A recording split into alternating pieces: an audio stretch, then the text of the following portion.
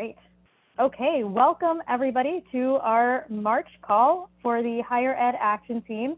As you know, we typically use this space to catch up, to hear what different campaigns folks are leading on their campuses, but also once a quarter, we have a special focus on different career paths because for many of our college students, working in climate is a dream, but not always a dream job. So we want to show you all that there can be really, really great jobs, really great careers to be built and still be making an impact in climate no matter what you choose to study or specialize in professionally.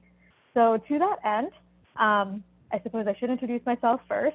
I'm Stephanie Munguia, and I'm the Student Engagement Manager for Citizens Climate Lobby. For those of you who haven't met me yet, I run all of our collegiate programs, including, of course, our wonderful Higher Ed Action Team, our internships, fellowships, college chapters, and certificate training program. And I have the distinct privilege of being joined tonight by two phenomenal panelists. We're so excited to have you both here. I'm not going to actually waste too much time introducing them because who better to tell your story than yourself? But I will say by way of introduction that we are very fortunate to have Alex Wright-Gladstein and Fernanda Lugo with us today. Alex will tell you all about her many accomplishments and her background, I'm sure, as she introduces herself, but very pleased to have somebody from Sphere. For those of you who are in college and maybe aren't thinking about investing yet, it's good to have this on your radar. And maybe Alex can tell us something about investing early in life. That's something we should all be doing. And Fernanda is a seasoned CCL volunteer who's very active in a number of our other action teams and currently working for the Alliance for Just Money. So very excited to have you both. And I will turn it over to Fernanda, if you'd like to kick us off and just tell us a little bit about yourself and how you ended up in climate finance. Sure, my pleasure. Great to meet every one of you. I'm sure there's lots of great, interesting stories, and I might stick around in the action team to hear them more often. So I'm Fernanda, like Stephanie said, yeah, I'm working with another nonprofit other than CCL that's trying to take on really systemic issues. But before that, I'll say I have many roles right now. I'm my grandmother's caretaker. I'm an environmental activist and a community organizer in my main hub. Like I wrote in my subtitle there, I'm based in Texas, mainly in El Paso, Texas, but also branching off to where my partner is in Brownsville, and just trying to connect all those regional spheres of the culture that there is, right? And also working on really systemic issues. I like to say that I I'm a scholar now in ecosystemic health. I have a master's in biobehavioral health, which is like biopsychosocial roots of health. And now really branching out of the academic field to carry on my education as implementing all that I've learned and all of the like gaps that are left from academia, which approaches things like, let's research and then like way down the line, we want to implement. I jumped into getting to the implementation because I could not wait. And I'm sure you feel the same sense of urgency to like get out there and do stuff. Yeah, so like that's me, what I'm doing right now. And my free time, I like to go swimming, hiking. I'm doing crafts out of recycled materials, right? Like right now I'm even like fiddling with my plarn to just do something. And yeah, that's me. Happy to meet you all. I'll pass it to Alex. Thank you, Fernanda, and so nice to meet everybody. Let's see, so I have a background in just having been passionate about preventing climate change my whole life, ever since my 7th grade science teacher got me informed about environmentalism and climate change in particular. In college, I didn't really know what I wanted to do related to climate change. I founded the Energy Club at my college. This was back in 2005, when not too many people were really talking about climate change still. Through that club, it got me a lot of exposure to, we invited speakers in, I learned a ton, was trying to figure out what career did I actually want to do to help, and decided if I could help get technologies out of labs that could have an impact on climate, that could be worthwhile. But also realized that if I wanted to be the business co-founder of a technology startup, I should probably have some business experience. So after graduating, I went and worked at a company called Enernoc that was in this kind of clean tech 1.0 wave of climate startups, and got some great business experience there for 5 years. And then I went to MIT for an MBA, really as an excuse to meet the scientists and engineers at MIT who were inventing things that can have an impact on climate. And that was amazing. There are over 300 labs at MIT that do energy related research. I got to meet a lot of the people there. And I started my first company, which is called IR Labs, with my co-founders who I met there. And we make data centers and supercomputers more energy efficient by using light to move data between chips. So why am I here on this finance panel? While running that company, in 2017, we started offering a 401k plan, a retirement savings plan for employees. And I thought it was a simple request to our providers to have a climate-friendly investment option in that plan. It ended up taking over 3 years to get one, which meant that for 3 years, we were forcing all of our employees to invest in fossil fuel companies. And it seemed crazy to me. So I started talking to a lot of people in the 401k industry, really trying to find anyone who I could talk to. I didn't know many people in the 401k industry, but after introduction, I ended up just kind of getting to the bottom of it and realizing there are a lot of reasons it's hard to do climate-friendly investing in 401ks. And over 99% of people don't have any option to do climate-friendly investing in 401ks, which is the main way that the average person invests at all, or has the option to invest. And while there are a lot of reasons it's hard for employers to offer that option, none of them are insurmountable. It was just clear no one ever tried to make it easy before.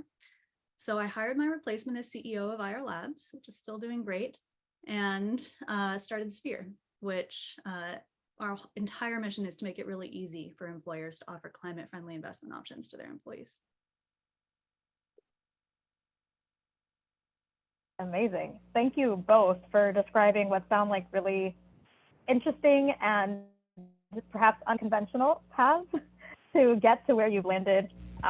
So thanks for also just sharing that honestly with us. I think that's so valuable to hear. Fernanda, I want to go back to you for a minute because you mentioned obviously your education, your background, all of these like really disparate fields. But I think that sort of the common theme uniting them seems to be this quest for justice. And I'm guessing, is that sort of how you got into the climate finance, or more broadly the finance side of this equation? Was that pursuit of justice? So like many of you, at first I landed in CCL. So that was like my route into being an empowered citizen that, like calls up their reps and learns about the policies that are really governing our world. And then realizing what were the limitations of why those policies weren't going through. I learned about another organization, Moved to Amend. And really it was like through the connections. And another thing I'll say, CCL is where I met my life partner, and he works with Move to Amend. And then through Move to Amend, they have like a long-term alliance with the Alliance for Just Money. So it's really like just being there in the circles with other people who are really concerned about the justice issue and the inequality, which is like a syndemic in our world right now, apart from the climate crisis, of course. But like inequality is at an all-time high, and it really seemed like we needed to fight for both of those things, like really tangle them together and make sure that the systemic causes of where we were started to make sense. So yeah, a little bit more about like the Alliance for Just Money is that they really are, how our motto at CCL is, we're going to fix climate change with democracy. It's exactly the same thing with the Alliance for Just Money. We want to fix it with democracy. We want to fix the money system. So the money system right now, it's a huge mess. If you're at all curious in finance, there's so much like obscure terminology, and it's really made more complicated so people can't get involved in the process. And so now the Alliance for Just Money is first off just trying to educate people on how the system currently works and where money is from. So I'll kind of take a pause there and like ask, where do you guys think money is from? That's a slide we usually show in our presentations. And so what a lot of people will say, like, the government, what do you guys think? Is it the government? Show hands, thumbs up. Or is it not the government that creates money? It's confusing, right? Yeah, so what we learn is it's a huge messy history, but we have to be learning all of these things to get to the point that the banks create the money as they are giving out loans. So having been involved with the climate movement and this whole campaign to get like higher education to divest from fossil fuels and make sure that your university isn't somehow putting investments into fossil fuels, it's very a singular approach that might not work, given the fact that it's not only deposits that are the money that goes on to the fossil fuel industry to do the havoc that they do. It's even like they have the power to create money. So that was just like huge mind-blowing thing. So now I work with the outreach and media branch of the Alliance for Just Money, and that's what I'm doing, just trying to spread the word on that. And I don't know if it counts to be considered like it is a climate career, because we're getting at the really deep roots. I'd say it's an anti-finance career, possibly, but it's still like a career option, and I'll get to that in like the next question prompts. But it's totally viable to like be an activist for an alternative system, and it's climate finance trying to fix finance, which might be, some scholars would argue that probably the only way to really get at the deep roots of our climate crisis and inequality. Great, thanks Fernanda. And thank you for also sharing the role that your involvement as an advocate played in shaping sort of the career that you were building up. Mabel and I have had a couple chats about her macro econ class. So this is well timed. Yeah. But yeah, it's definitely clear that climate is becoming much more invoked in conversations that seemed, 10 years ago to be less related, less about climate. I mean, I'm sure, Alex, as you were describing, when you set out to find a suitable fossil fuel-free investment alternative, like that just wasn't out there. There's been so much change over the years. And I guess I'm curious, it seems like such a specific niche. You sort of described a little bit about how you kind of stumbled into this, obviously, that really specific example. But what can you tell us about maybe more broadly this as a career path for folks who are interested in the work that you've really led the charge on with Sphere? What are other places within like investments where people can be thinking about climate intentionally as they're thinking about where they spend and save and invest their money? What I've learned in entering this field of finance as an outsider, I have no background in this, and now I spend all day, every day with finance people, is that there's a real need for people who genuinely care about climate change in the finance industry. Because there are actually a ton of different financial products out there that market themselves as climate friendly and are actually the opposite of climate friendly.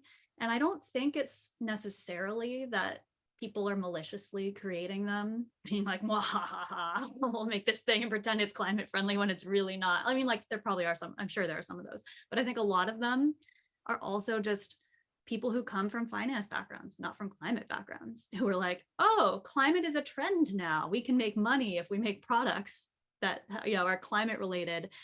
But because they don't genuinely care or have the background or experience that people who have been fighting the climate fight their whole lives, they've been making these products that are just completely misguided. And I think that's almost worse than like not having a climate friendly option at all, because it gives people this false sense of doing something with their money. And when really they're not. Like, for example, a lot of people don't really think about the fact that when you invest in a mutual fund or an ETF, which is kind of like the most standard way that most lay people get into investing, you are given a power that most people don't even realize they have. And that's the power to vote at the shareholder votes of every company that you're invested in. Now, the problem is if you're invested via a 401k, you're not given the right to exercise that power. Like no one sends you a ballot for every company you're invested in via those mutual funds and is like, hey, how do you think FedEx should respond to this shareholder proposal saying they should electrify their delivery fleet? No, they just assume they know how you would want to vote. And really what all the 401k fund managers do is they tend to agree with the board recommendation, which you can bet will be against that proposal to electrify FedEx's fleet. And so what this means is that there are tens of trillions of dollars out there of investments that are being voted against what the people doing the investing actually want. Turns out over 80% of Americans are worried about climate change right now. So if they were all voting the way they believe, the way, a lot of these people are like staying up at night worried about climate change, and their money is going and voting the opposite to what they want. And so, these are the types of things where I think if people who actually cared about climate change were creating the products that were labeled climate friendly in finance, it would result in more funds voting their shares that way. Things like people paying attention to these things when they're designing these products, which, we do, and we're unusual in that way. There should be more of this in the finance industry. And I think that's just one example of why it's important for people who care about climate to go into the finance industry. And I think the same is true for really every other industry, right? Like no matter what you do in your career, you're going to be able to make a big impact just by bringing that perspective where you really care about climate. Yeah, thanks for sharing that. That's really great insight also about just the motivation. It's not always an intention per se, but sort of an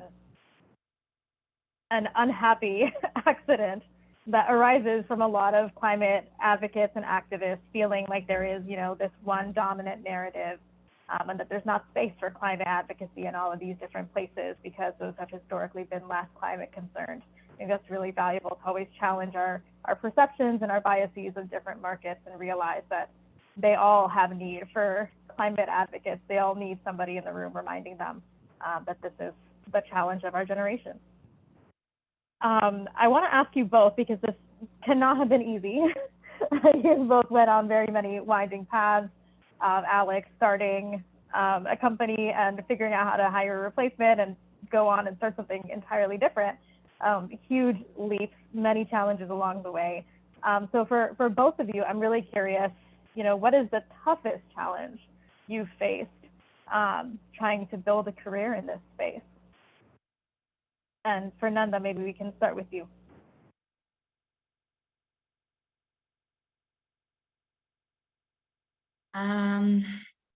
Toughest challenge for actually building a career. Wow, I was framing it like, or just any challenge that you've faced while working in this space. Either or. There's a lot of challenges. Yeah, I mean, there's the opposition. We have to fight a lot of messages that are kind of really, really odd and anti what we're doing. A real challenge is also how divided we all are on like what solution is the best for climate change. And I think it's getting better now, like there's that published research on drawdown and like what are the methods for getting there with implementation. And the real key behind all of that is like, how are we going to pay for it, right? And the challenge there is getting people comfortable thinking of outside the box of what can be done and really challenging some deeply ingrained assumptions about how things work is what I've found in my work, specifically because, you know, it's a pretty like well-hidden theory.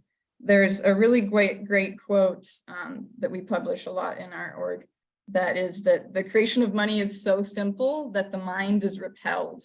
And it's really a topic that it does kind of repel you in a lot of senses to think about money and climate and banking and the distribution of things. But it really,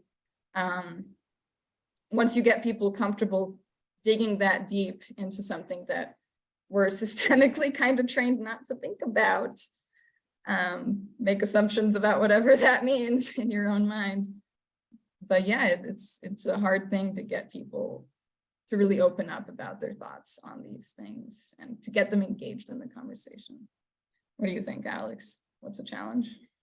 Definitely a challenge. Yeah, and I was trying to think of, you know, what's the biggest challenge? Hard to say. Yeah, like you alluded to, Stephanie, there have been lots and lots of challenges on this winding path, but all worth it. I mean, I wake up every day just really excited and passionate about what I'm doing. So totally worth it.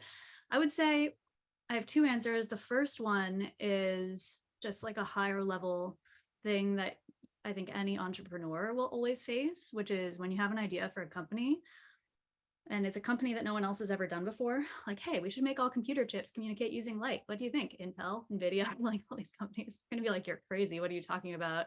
You have no background in the semiconductor industry. And how do you think you can change us? You know, like, it's just, everyone will think you're wrong, or a lot of people will think you're wrong. You need to find the few believers early on and then grow from there, and really lean on those champions to help make your case for you, and it grows from there. And so that's a challenge any entrepreneur faces. And I think to persevere through that, you really always just have to come back and remind yourself, why are you doing what you're doing? People will tell you, oh, no one needs that solution. What you're doing doesn't matter, but just come back to why you decided to start the company in the first place. Like for me, it's like, no, it took me 3 years to get a climate friendly option in my 401k. People do need this solution. And I'm going to keep working on this, even if you, naysayer, think it's useless. I will prove you wrong. So anyway, that's one challenge for sure. But another one right now that I'm facing, that's very top of mind, is the amount of money, and Fernanda, you alluded to this, the amount of money that the fossil fuel industry is pouring into the very specific issue of climate friendly options in 401ks right now. And it's crazy because I thought this was a niche thing. I thought, oh, you know, this is a social movement that is taking place on Slack channels at companies like Google and Microsoft and Facebook workers have been rallying to try to get a climate friendly option in their 401ks. But it's kind of like, I thought of it as just like this social movement that's happening like in back rooms. But all of a sudden, actually, it's become this major centerpiece of the Republican Party. And I think it's because the fossil fuel industry is actually becoming scared that we might be successful. And they realize they have $1.5 trillion currently invested in the fossil fuel industry just from retirement savings in the US. And it's a large part of their money because the big endowments and foundations have already pulled their money from the fossil fuel industry. So really the only place they can get money now is from retirement investors, because retirement investors have no choice. And so they're starting to realize, oh my God, if people start being able to pull out from us in retirement savings as well, we're going to be screwed. And that's why they're doing this kind of full court press. And Biden is about to do his first ever veto of his presidential career to veto a law that the Senate and House just passed, trying to prevent people from being able to do climate friendly investing in 401ks. It's wild that this little topic is the one that is going to cause Biden's first ever veto. So that's a big challenge. I mean, being up against the fossil fuel lobby, which is the most well-funded and powerful lobby that exists, is scary. But also I think if we like take a step back and see it for what it is, we can find our allies. Like right now, I'm going out to like wealthy individuals, family offices, foundations that care about climate change. And I'm framing it that way to them. Hey, look at what the other side is pouring into this money-wise. We need your help to fight against this. And we'll see, but hopefully I can find financiers on the other side to kind of put some weight, some counter pressure to the insanity that's going on. with this issue right now. So everyone has this option in their retirement savings. And so we can take that $1.5 trillion away from the fossil fuel industry. It's a huge chunk and definitely an admirable and much needed goal. So thank you for working towards that. Thank you both for persisting when things got difficult and get difficult. I mean, Fernanda, I think you made such a good point about just like how challenging it is just to break through to people, just to have that initial conversation.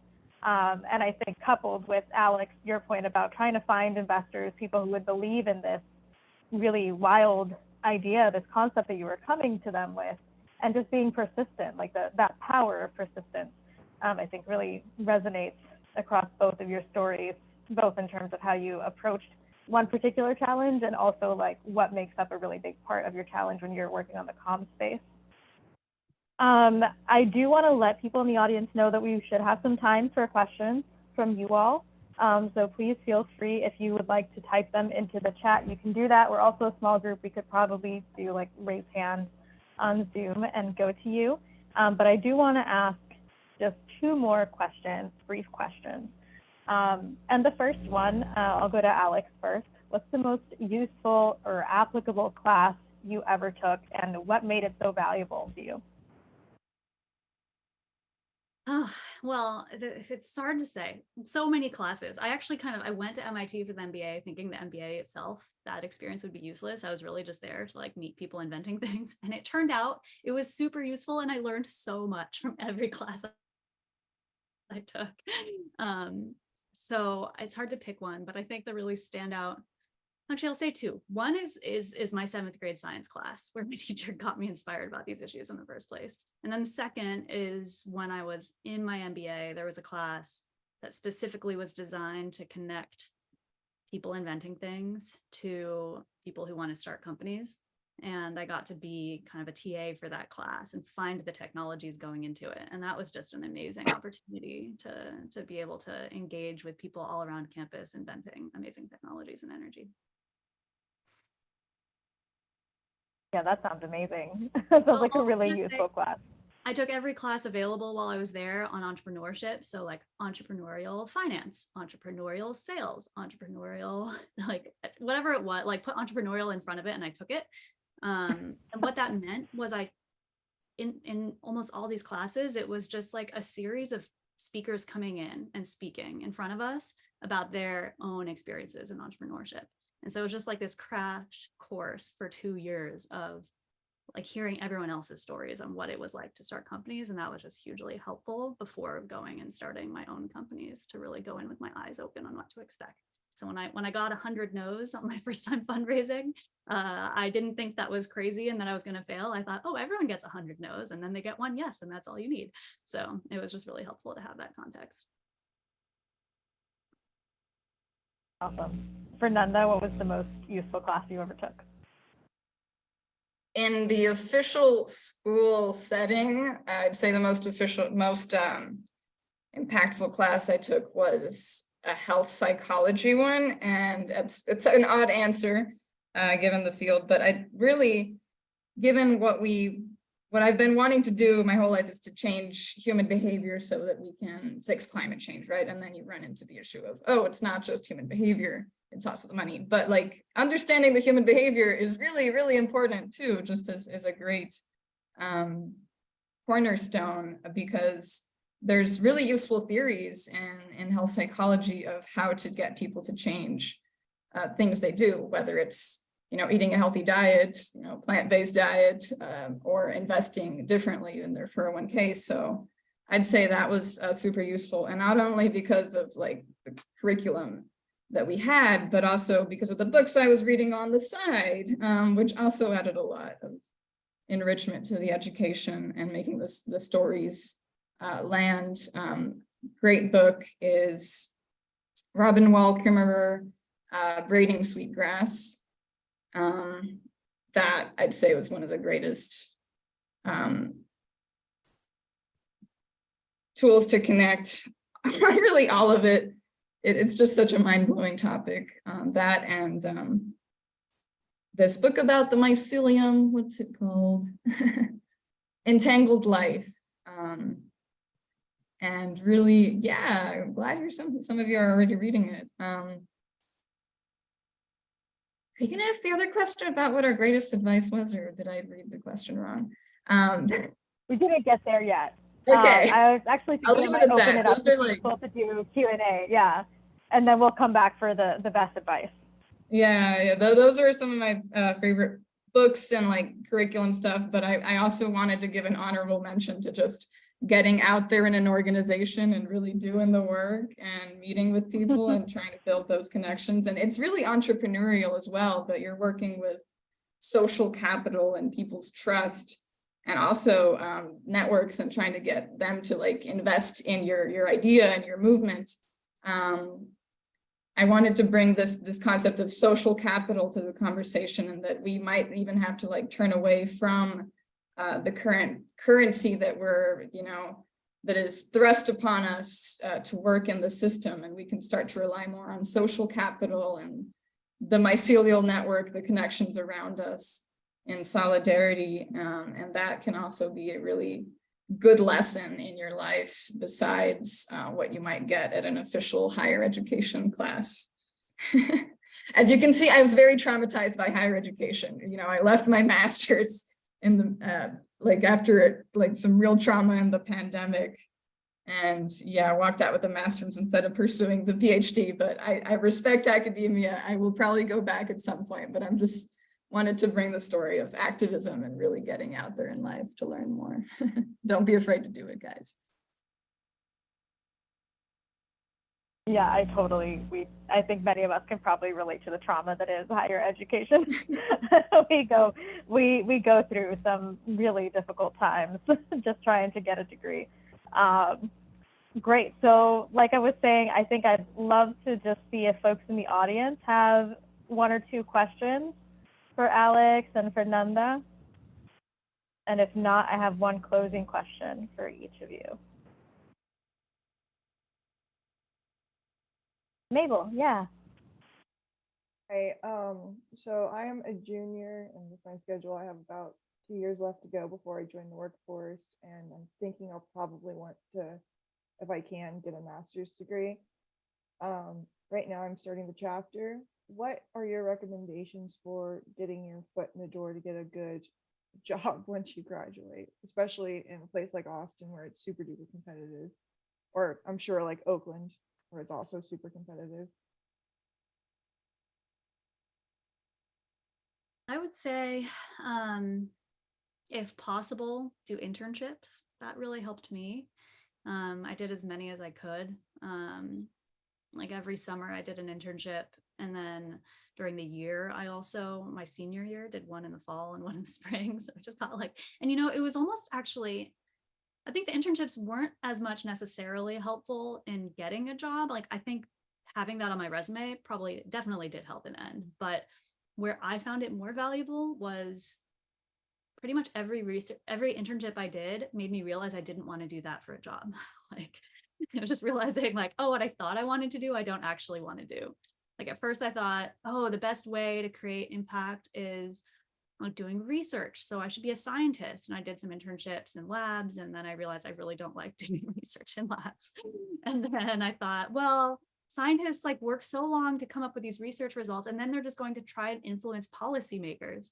And so I thought I should go work in DC on policy and try to make better policies. And I did that and realized I hated working in politics.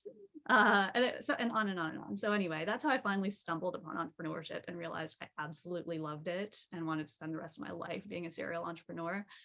I think that is a very different answer than most people. Most people would hate to be an entrepreneur, right? Everyone is different in what they like, but internships are just fantastic for letting you try things and see if you like them. I know it's hard to do internships, especially if they're unpaid, which is dumb. I think more and more these days, internships are starting to be paid, or there are programs around to fund internships if they're unpaid. And to get those internships, just having conversations, just reaching out to people, going to events like this, asking people if they'll sit down with you and just have a conversation. It's personal connections in the end that get you internships, which then lead to jobs. So as many conversations as you can have is what I would recommend. Great. Fernanda, did you have anything you wanted to add? And then we'll go to Isabella for another question. I 1000% echo the advice given by Alex. Internships did help me rule out what I did not want to do. I also did the whole research, will definitely solve the world, jumping, and then leaped off that boat. Connections. And just doing what you do. And I'll also add, try out grant writing. It's not only a great resume booster, people like to see that you can like answer all the questions to then get a money thrown at you, but also like that's a way to self-fund your life. If you have projects that you want to do and you're good at asking for the money, add some money in there for like your staff salary and you're golden. So that's actually where parts of my income come from with my local organization, Eco El Paso. We have a great team for the grant writing, myself included, and we all like pitch in with the idea is to make the grant appealing, and then hey, we're all doing stuff we love. So try that out. And it might even start at like the college level. At UTEP we had the green fund, which was like $1 out of every student's thing, and it went to like a fee fund. And then people could write grants. So you can definitely try that even as a student. So find it out, go for it, be brave.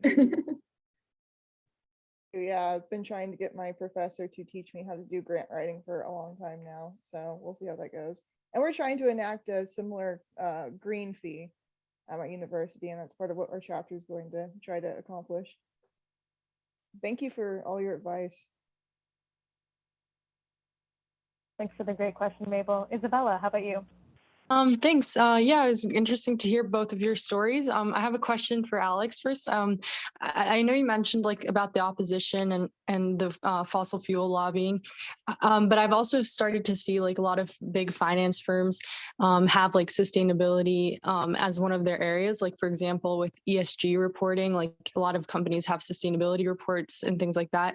Are you seeing like that side of the movement too? Like, and where do you think they're getting like the incentive to kind of go in that direction as well? Yeah, I think the reason companies are all starting to do ESG reporting is because they're realizing that their customers want to see it. They're realizing their customers care. And if they want to stay relevant and keep being able to sell whatever it is they sell, they have to get in on this ESG movement, which is fantastic. It's much better than where we were a few years ago. There's also a lot of greenwashing. I don't know if you heard that term going on, where companies oftentimes are presenting what they're doing as green, but I would say like a good definition or a good barometer of greenwashing is, are they spending more money on that green activity or on the marketing of the green activity? And if they're spending more money on the marketing of the green thing than on the actual green thing, that's a red flag. So I think we're in a good place that's even a problem. Like that companies feel like they have to be doing anything at all. That's good. But also we need to be doing a lot more because we have, I don't know, last I checked, it was 6 years and 9 months left before we hit 1.5 degrees Celsius of warming. And we just don't have time for that anymore. We've got to mobilize on an unprecedented level for humanity to turn this thing around. And so we've got to hold companies accountable. And this again comes back to going and working at these companies, whatever field it's in, whether it's finance companies or other companies, and shining a floodlight on whatever it is they're doing. If they're spending more on the marketing than on the thing itself, telling them and bringing this up to leadership. Leadership not only cares about their customers, but they really care about their employees too, and keeping their employees happy. So employees are powerful and can create change. And so, yeah, I don't know if that answers your question. Does that answer your question? Yeah, certainly. It's a positive outlook too, so it's exciting to hear too.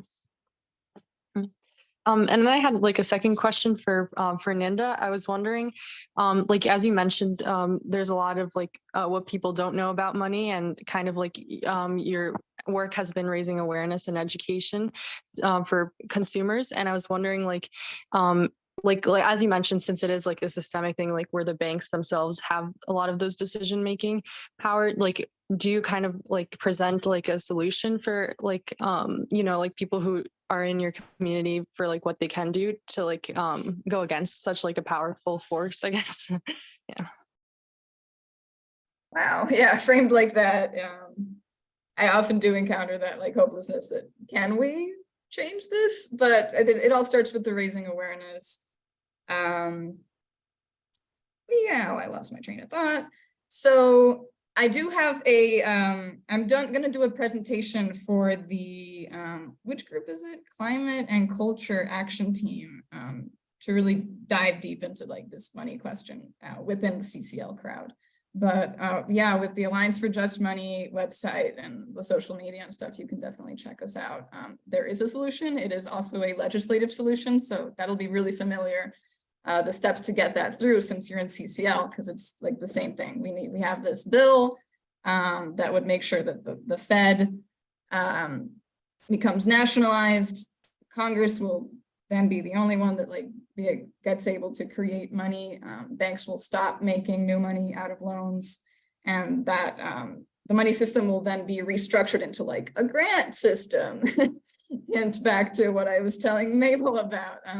Grants are like the solution. If we can democratically decide on what we want to fund, and it really connects also to like the entrepreneurship thing, because it's about where the money comes from and where we collectively decide to put it. That's what our solution looks like. And it starts with taking the money, the power away from the banks and giving it back to the people so that we decide, just like that. So the little, the weeds about how that works are very complex. And I'm sure you're like thinking, what, where does the money come from actually?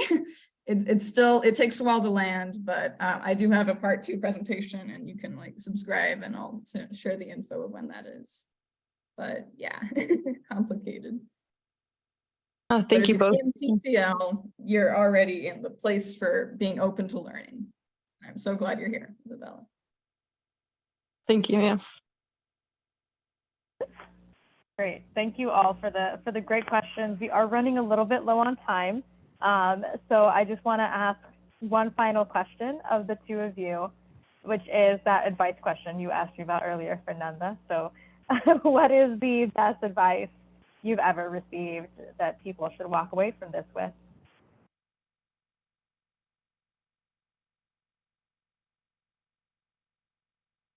Go, Alex. Huh? Oh, I thought it was you first. Okay. Yeah, I was going to you first, Fernanda. Sorry. Sorry. So the best advice. First, the best advice that I've gotten from a climate mentor is don't specialize. It's okay to know a little bit about everything. And if you're already in CCL, you're definitely doing that. So just don't be like weird about what you want to do next. If you're learning about a little bit of everything, you're doing great. And that's going to be a really helpful thing in the long run. Education is all changing anyway, but with AI and stuff. But the second great advice is this great quote, anything we can actually do, we can afford. And I apply that to like the macroeconomic system. We can fight climate change and we can afford to do it. Like we literally can. But also in my personal life, like if you can do it, you will find the money and people will support you along the way. And that has been true so far as well. So thank you. That is my advice. Great. Alex? Yeah, I didn't like pre-think of an answer here, but I'll provide actually a counterpoint to the like, it's okay to do everything and specialize in nothing, which is ironic coming from me because I've done like everything and I haven't specialized in one thing, but I think there is some value in going deep on certain things sometimes, which Fernanda, it looks like you've actually done. So I see you nodding. And I actually, some of the most impactful advice I ever got, it wasn't really advice, it was more an example that I follow. So my last internship, the one that inspired me, that made me realize what I want to do as my career as a serial entrepreneur, was at a venture capital firm. And it was this company, Lux Capital, which at the time was focused in nanotech, which was a buzzword back then. And the partners, the founders of this venture capital firm had this mentor of theirs, this guy, Larry Bach, who was just a legend to them. Like they talked about him all the time and how he had started 20 different companies in nanotech. 14 of them had gone public. And I was just like, wow, serial entrepreneur, that sounds like a cool job description. I want to do that, but in climate tech. But what he had done was he had gone around to different labs across the country and just, found what technologies were ready to be spun out and convinced people to spin their technologies out. But the way he did it was every time he had a conversation with someone, an expert in their niche field, he would then follow on with a question to them of, who else should I be talking to? Who's the smartest person in this topic? And it was just this chain of introduction to introduction to introduction to introduction. And that's kind of it's how I've ended up learning first about semiconductor. I knew nothing about the semiconductor industry or photonic communications. And I started this company that does those things. And it took a lot of conversations to figure out, okay, we have this technology from this lab at MIT, but how is it useful to the world? What do we do with it? And it took a lot of conversations with a ton of people to figure that out, knowing no one in that industry in the first place. And so everyone we talked to, I would ask, who else should I be talking to? Who's the smartest person in this field? And the same thing has happened for 401ks. I had no connections in 401ks or in finance, but every person I talked to, I asked, who else should I be talking to? Who's the smartest person in this field? And so just always asking that question really help you get to kind of the bottom of any issue you're trying to go deep on. That's great. And I feel like it also is such like a more of an authentic interpersonal approach to networking than just like the general events where there's like 100 people in a room and you try to talk to all 100 of them as separate individuals instead of seeing the network, the mycelium, to use Fernanda's reference before, that connects everybody. I think that's a really great approach to it, for sure. Thank you both for sharing your advice. I know we have a few minutes left, but I also want to honor the promise that I had made as much as possible to our panelists to keep this to about 45 minutes tops. So thank you both so much for spending some time in your evening with us and for sharing your wisdom. And this is kind of an open time for folks. If Fernanda and Alex, if you're able to stay on for 5 more minutes and you want to field some more questions, we can do that. Or if folks want to share any stories of things that they're working on right now, we can also do that too. So this is more audience driven now. I want to hear what book Paul was trying to sell at the last conference, or what was that about, Paul? You a salesman? I have three books, but 4 books actually, but the one I was trying to sell was Altered Seasons Monsoon Rise, my climate fiction near future science fiction work. It's it's sort of it's what I tell people is it's not like post-apocalyptic or apocalyptic, but it's a bunch of really bad things happening and a lot of people trying to survive and keep things going during them. And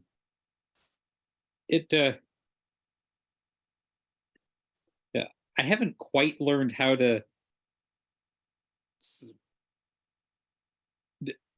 summarize the whole thing in 30 minutes, or 30 seconds, but it's That's okay. Sounds amazing. Yeah. Thanks. It brings to mind Parable of the Sower. Is it kind of like that type of dystopia? Well, it's a little like that. It's it doesn't focus on any one. I mean, there's like several different characters that it focuses on from different walks of life. I really respect the work of fiction and like helping us imagine what the heck is going to happen to the world.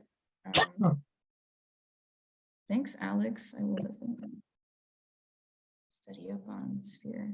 Perfect. I was actually just going to recommend that the two of you drop in the chat any contact information if folks want to have a follow-up conversation or learn more about what you do. So thanks for doing that.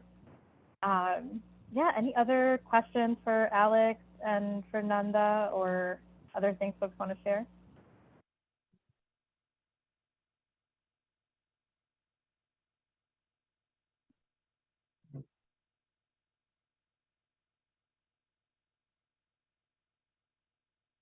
Hey, we might end a couple minutes early.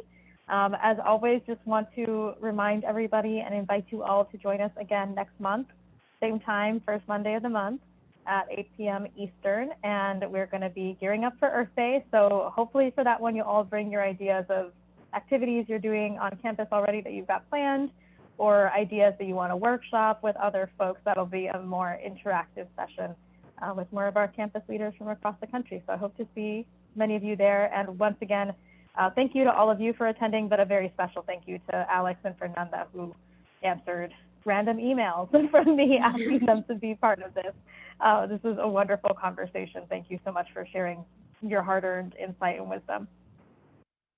Thank you so much for having us. This was a lot of fun.